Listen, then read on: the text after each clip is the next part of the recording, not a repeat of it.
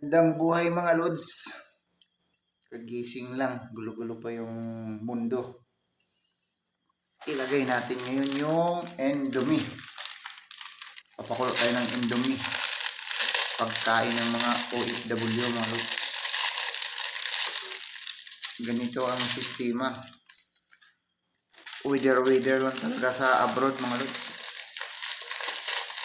Kaya umalis ako dun sa dati kong kumpanya kasi lagi din yung sahod.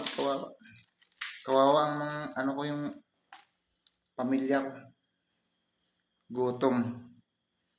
Kaya nag-decide akong alisan yung una kong company mga lods.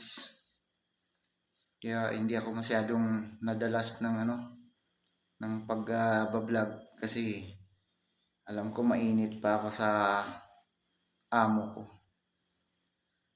Among salbahe mga lods. Ito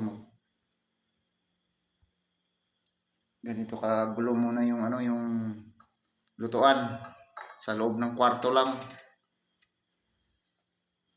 Salamat sa panonood.